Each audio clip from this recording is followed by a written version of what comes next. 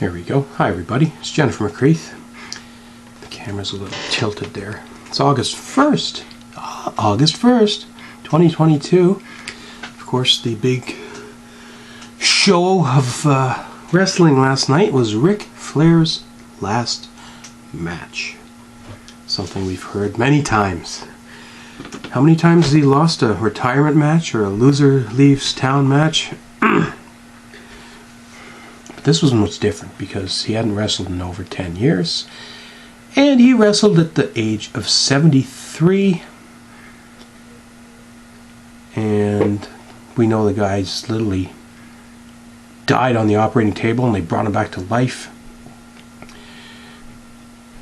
Yeah, very interesting. And there seems to be a lot of negativity about this. And all I gotta say is if you don't want to see it, don't watch it. It's that simple. Not everybody is jumping on board with what WWE is doing these days, what AEW is doing these days. I canceled my WWE Network subscription a couple of years ago because I just didn't feel like paying to watch what I felt was a inferior product. Now I will take a peek at the free TV stuff and whatever I can find online. No, I didn't pay for the Ric Flair match. But if I was in a little bit better financial position, that's a pay-per-view I would have probably wanted to see. Not just for the Flair match, but for the amazing lineup of talent on the card. And so yeah, I've been a pro wrestling fan since 1986. I think I was introduced to it, and so basically most of my life. Ric Flair became my favorite wrestler in, I guess, 1989, 1990, around then. So I was initially introduced to just the WWF, and then I eventually found out about the NWA, WCW, and AWA, and off we went.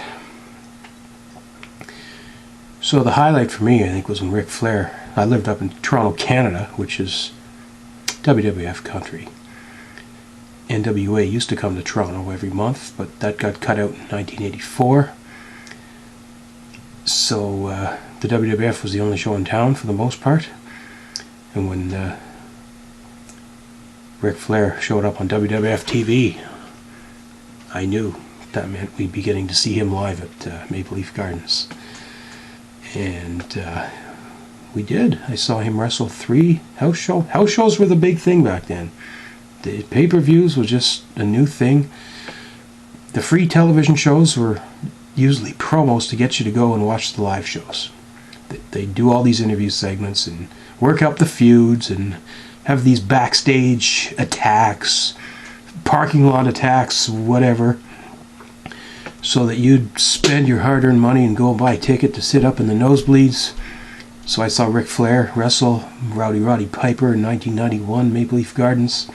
Saw him wrestle Randy Savage in 92. And I saw him wrestle Mr. Perfect Kurt Hennig in 93. And then he left the WWF and signed back with WCW, who ironically, for the first time in 4 years, came back to Toronto. But this was still during Flair's no-compete clause. If you leave one company, there's usually a 90-day promise that you won't work for another company in terms of wrestling matches. But Flair was allowed to appear and give an interview, so I got to see him again. That was pretty cool. And then I saw him 6 years later. WCW said, yeah, let's go back to Toronto, Canada and run a Nitro. The one and only Nitro that I believe was filmed in Toronto, Canada. It was in 1999. It was early in the year. I think it was March. Ric Flair was the kayfabe president of WCW, but still an active wrestler. Unfortunately, he did not wrestle a match on this show either. He was there. He did an interview. He booked a match. He came out at the beginning of the show and said, Dallas Page and Hulk Hogan, I'm going to force you guys to have a match tonight. So not a bad main event for a 1999 WCW show. And of course the other highlight of that show was Bret Hart and Bill Goldberg having a confrontation.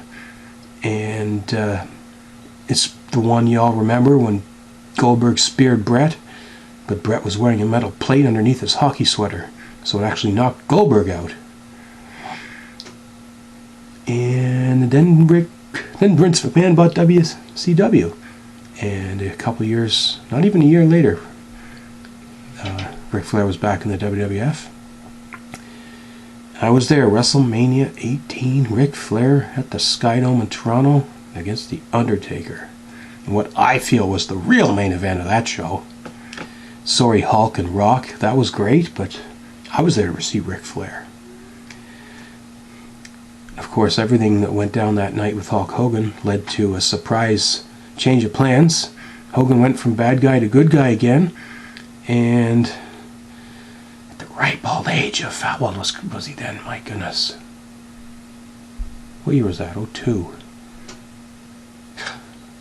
48-year-old Hulk Hogan won the World Heavyweight Championship for the 6th time with WWE. In a couple of months, they come back to Toronto and film a Nitro. No, not a Nitro, a Raw. And the dream match that we always wanted to see was booked. Ric Flair against Hulk Hogan for the WWF Championship. Unfortunately, this is a throwaway TV match. It went about 6 minutes, and then there was 7 or 8 different people running interference, and the match ended in a complete sham. But still, I can say I saw Hogan versus Flair in the WWF. And I think that was it. I don't think I've seen Flair wrestle. Well, oh yeah, I went to SummerSlam. When did SummerSlam come to Toronto? I think that was 04.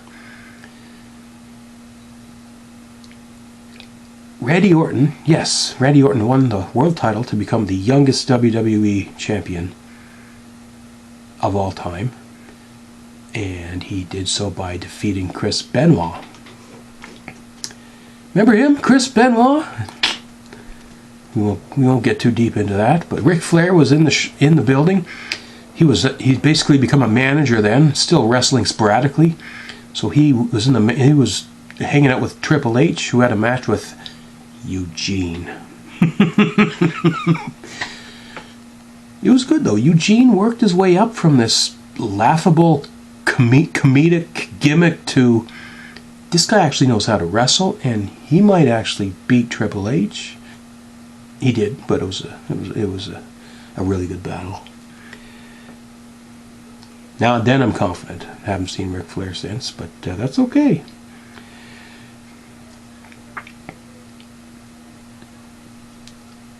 Okay, I know I've criticized WWE for using wrestlers at the top when they're past their prime and can't deliver. I've been very critical of Bill Goldberg and the way he's come back in some of these matches. Even Brock Lesnar went... It's funny, I was watching the Kurt Angle thing last night, the biography, and the Brock Lesnar matches that Brock had from 2002. He was on that Raw, by the way. He debuted the night after WrestleMania 18. And I saw Brock Lesnar, ironically enough, in a handicap match against Matt Hardy and Jeff Hardy. And Paul Heyman jumped into the ring and the match was thrown out. But Brock 2002, 3, 4 was phenomenal to watch. When Brock came back after he went to the mixed martial arts, he changed his wrestling style and into more of an MMA type of... Just no. Wrestling fans want wrestling. We don't want all this other crap. And it seems the goal now is to bring in either part-timers or old-timers or people from other industries. It started in the 90s. We had basketball players, wrestling matches, we had football players, we had talk show hosts, we got musicians in there, we've got Logan Paul, I don't know what the hell he's supposed to be. Pat McAfee, he's a kicker, for crying out loud.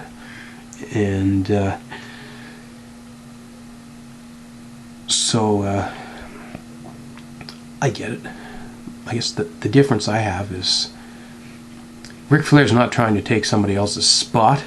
This was a one-off. Everybody knew it was going to be a one-off.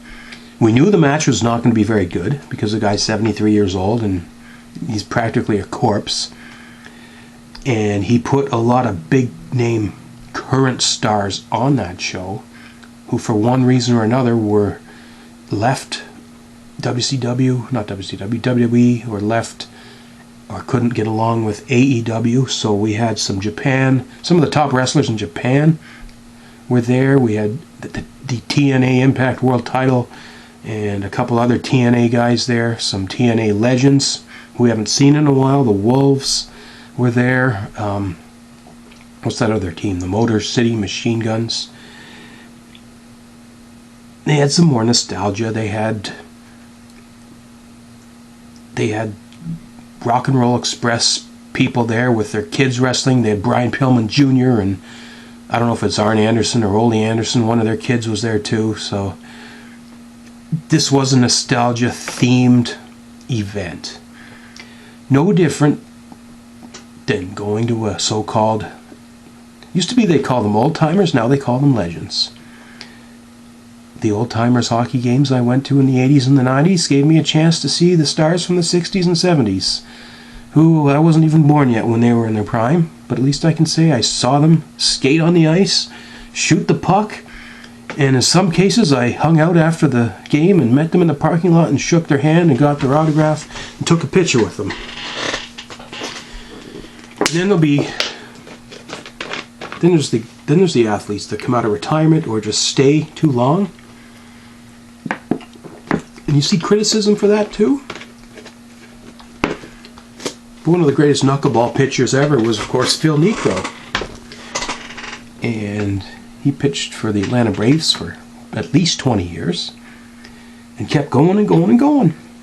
And then the Toronto Blue Jays said, let's bring this guy in. And he didn't have much left in the tank. He was late 40s, maybe even 50. But I got to see him play. He was one of the biggest stars in the early 70s. How about Doug Flutie? He left and came back to the NFL. He wasn't that old, but a lot of people said, oh, why is he coming back? He hasn't played in the NFL in 10 years. He's no good. Well, guess what? He did pretty good. How about tennis? 42-year-old Venus Williams is on court right now in Washington, D.C., winning a match against a player almost half her age.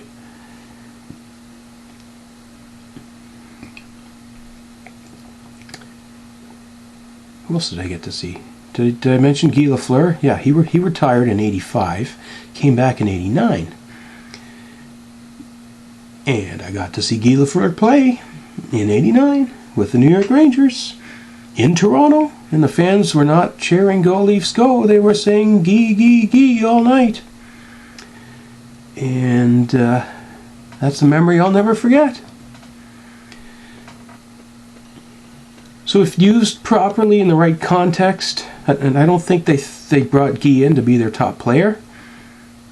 It's like, okay, this guy can come in and he can be a leader in the locker room. He'll play on the fourth line, maybe kill a few penalties, score a few goals, maybe help us sell a few tickets too. You just got to be careful about your expectations. And I think when the WWE is using Goldberg and The Undertaker in the main event, that's a problem. Maybe you put them in the opening match. They did that with WCW. They had a Slamboree thing going on where they had their own Hall of Fame. And they would bring two old-timers in for an old-timer match that would only last 3 or 4 minutes, but at least you could say you saw these guys. Heck, my very first wrestling show in 87, one wrestler who was in the tail end of his career, on I guess his third or fourth comeback, was Superstar Billy Graham, one of the biggest stars of the 70s. And I can say I saw him wrestle a match. Wasn't very good, but he was there. I saw a big, immobile, injured Andre the Giant wrestle 3 or 4 times. Obviously not the same Andre as when he was in his prime, but that was pretty cool to be able to say I was there in Maple Leaf Gardens when Andre wrestled. Who did I see him fight? Jake the Snake Roberts? I saw him a couple times. I saw him wrestle against the Ultimate Warrior. And I was at WrestleMania 6, so I saw him in a tag match. His last match in the WWE. So how about that? Same thing, people criticize the musicians for playing. Back in the 90s, 70s bands were making comebacks. And these guys were like in their mid-40s, and everyone was saying, oh, they're too old, nobody's going to want to watch them play music. But guess what? They became better musicians than when they were young punks, stoned and high, and didn't know what the hell was going on. Some of these bands, it's the 60s and 70s bands that got me interested in rock and roll music in the 90s. I grew up in the 80s, but the music sucked for the most part. It was all poppy. It's all about pop and look and silly haircuts, and the musicianship was secondary. When I first saw the Eagles, I said, that's music. And all these other bands followed the Eagles. Farewell tours, comeback tours. Aerosmith, after 10 years on rehab, back they came and rejuvenated their career, and they're still going. AC/DC, Kiss, another one that did that, and the Rolling Stones 60th anniversary tour right now in Europe. Why not? People want to see this. Maybe at 80 you're not quite as good as you used to be, but still people want to be able to say, I saw you, I saw them play. I saw Chuck Berry. He is rock and roll. He wrote his first song back in 1955. If it wasn't for Chuck Berry, they wouldn't have the Beatles or the Rolling Stones, and nobody would be listening to rock music. And I saw Chuck on his 75th birthday. Little club in St. Louis. I made the drive all the way down to St. Louis from Toronto. Shook his hand, met him, got a commemorative poster of the event, and he was starting to show early signs of dementia, but that's okay. What a memory.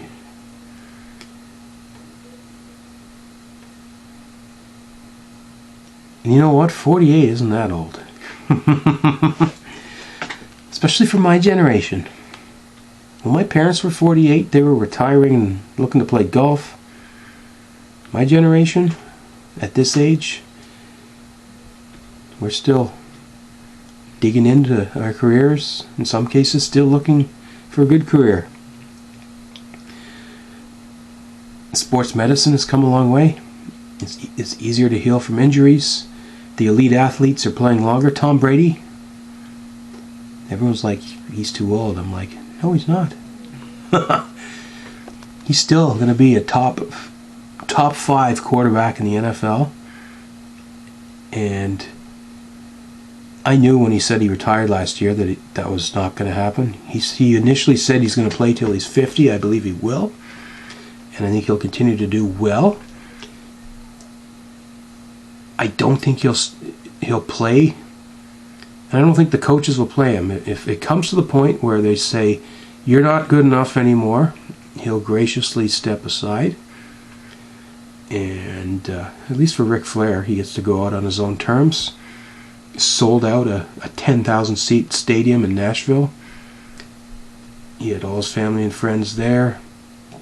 He also got to help some younger up-and-coming wrestlers get a chance to perform in front of a much bigger crowd than they normally would. I don't think anyone left the arena that night feeling disappointed. They weren't looking for a 5-star Matt Classic. They just wanted to be able to say, I saw Ric Flair wrestle, and he did some moves. It wasn't great. It was slow. But you got the woos, you got the chops, you got... I don't know. He even got cut open in the forehead. So you even got to see the infamous Ric Flair blade job. And to see him in the ring with another icon, Jeff Jarrett. I mean, why not? 48 is not too old. And If anyone says it is, I'm going to prove you all wrong. Because guess how old I am, if you haven't figured it out. Here's my video for the day, folks. Have a great night.